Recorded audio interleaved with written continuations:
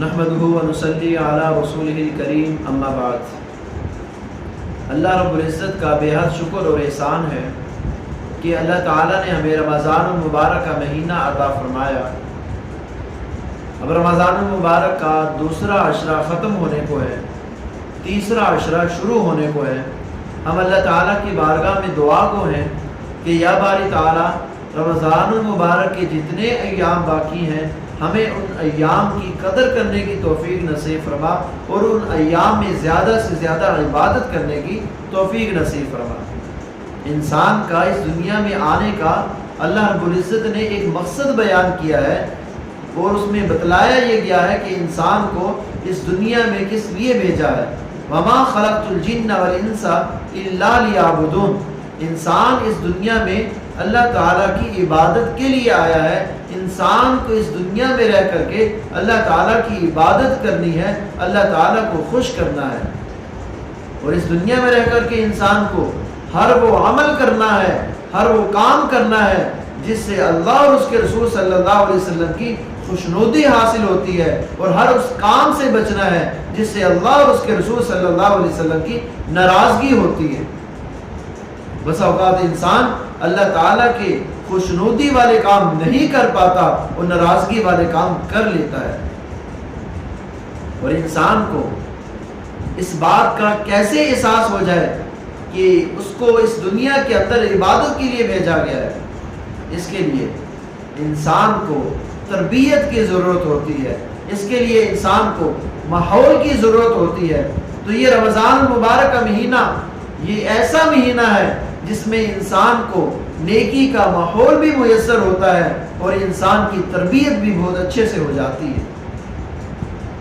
اب رمضان المبارک کے آخری عشرے میں جو اللہ رب العزت نے اعتکاف کی دولت ہمیں نصیب فرمائی ہے، یہ بہترین اعتکاف کی دولت ہے کہ انسان دنیا کے سارے کاموں سے ہٹ کٹ کے، دنیا کے سارے کاروباروں سے ہٹ کٹ کے، اپنی ساری مصروفیات سے ہٹ کر کے اللہ تعالیٰ کے دربار پہ پڑ جاتا ہے کہ یا باری تعالیٰ تیرے دربار پہ آ گیا ہوں، اے اللہ مجھے حقیقی معنوں میں صحیح طرح سے زندگی گزارنے کی توفیق نصیب فرما۔ اور اللہ تعالیٰ کا بے حد شکر اور احسان ہے کہ اللہ تعالیٰ نے جو اعتکاف کی دولت ہمیں نصیب فرمائی ہے، اس اعتکاف کو ہمارے اوپر فرض یا واجب نہیں کر دیا۔ اگر فرض یا واجب ہوتا تو پھر تنگی میں مبتلا ہو جاتے، لیکن اللہ تعالیٰ نے اعتکاف کو سنت موقدہ علی الکفایہ کا درجہ دیا ہے۔ یعنی اس کا مطلب یہ ہے کہ اگر پورے علاقے میں سے کوئی ایک فرد مسجد میں اعتکاف کر لیتا ہے تو وہ پورے علاقے والوں کی طرف سے کافی ہو جاتا ہے۔ اس ایک شخص کے اعتکاف کرنے کی وجہ سے اللہ رب العزت پورے علاقے والوں میں سے کسی ایک کو بھی اعتکاف چھوڑنے کا گناہ نہیں دیتے۔ ہاں، اگر پورے علاقے میں سے کوئی ایک شخص بھی اعتکاف نہیں کرتا تو وہ پورے کا پورا علاقہ وہ گناہگار ہوگا۔ سنت اعتکاف چھوڑنے کا گناہ اس علاقے کے ہر فرد کو ہوگا۔ حقیقت یہ ہے کہ انسان اعتکاف کے بغیر رمضان المبارک کے قیمتی لمحات کی کامل طور پر قدر نہیں کر پاتا۔ اعتکاف کے بغیر انسان عبادت میں مسلسل مشغول رہنا چاہے تو مسلسل مشغول نہیں رہ پاتا، بلکہ اس کا تسلسل وہ موقوف ہو جاتا ہے۔ لیکن اعتکاف ایک ایسی دولت ہے کہ اعتکاف کرنے کی وجہ سے انسان کی عبادت میں تسلسل آ جاتا ہے، مسلسل وہ اللہ تعالیٰ کی عبادت میں مشغول رہتا ہے، یہاں تک کہ اگر معتکف اعتکاف کرنے والا سویا بھی ہوا ہے تو اس حالت میں بھی اللہ رب العزت اس کو نیکی عطا فرما رہے ہیں، اس کا سونا بھی نیکی ہے۔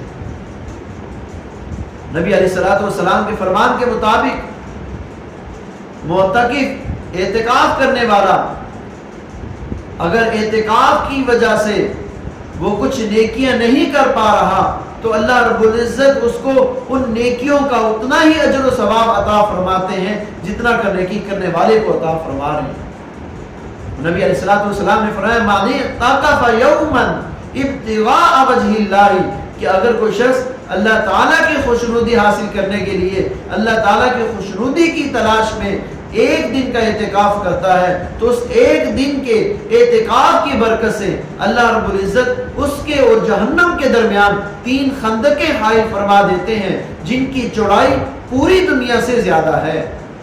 سبحان اللہ۔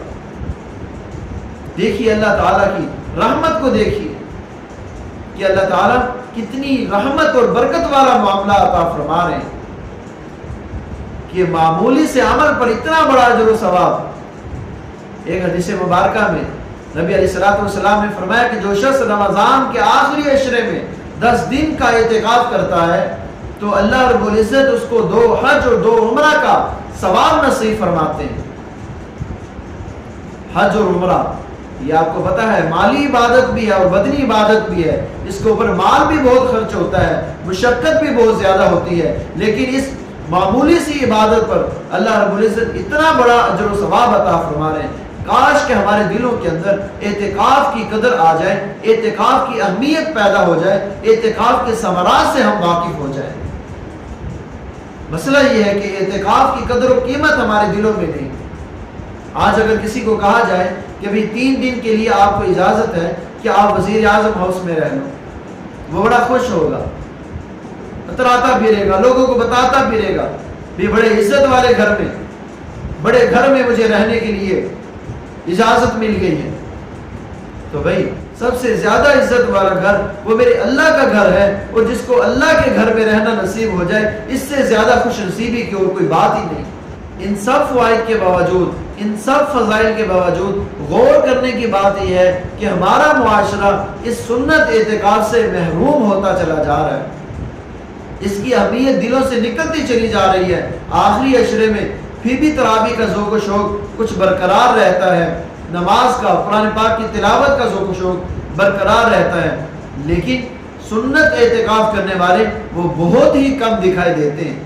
اعتکاف نہ بیٹھنے کی اس کے علاوہ اور کیا وجہ ہو سکتی ہے کہ انسان یہ سمجھتا ہے کہ اگر میں اعتکاف میں بیٹھ گیا تو اعتکاف میں بیٹھنے کی وجہ سے میری عید کی شاپنگ پوری نہیں ہو پائے گی، میری عید کی تیاریاں صحیح طرح سے نہیں ہو پائیں گی، میں عید کے ارمان پوری طرح سے نہیں کر پاؤں گا، میرے ارمان رہ جائیں گے۔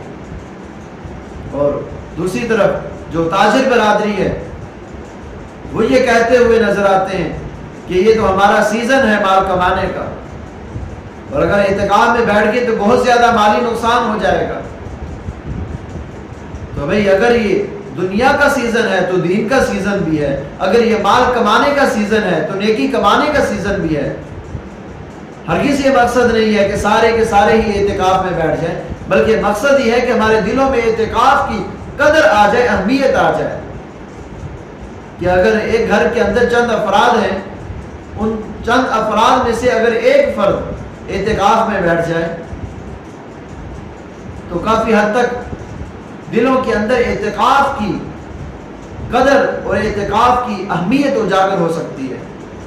اگر کاروباری حضرات ہیں، چند افراد کام کرنے والے ہیں، تو ان میں سے کسی ایک فرد کو اعتکاف بٹھا دیا جائے، اگلے سال کسی اور کو اعتکاف بٹھا دیا جائے، تو انشاءاللہ اس عمل کے کرنے سے اعتکاف کی اہمیت دلوں میں آئے گی، اعتکاف کی قدر و قیمت دلوں میں آئے گی۔ اعتکاف بہت بڑی عبادت ہے۔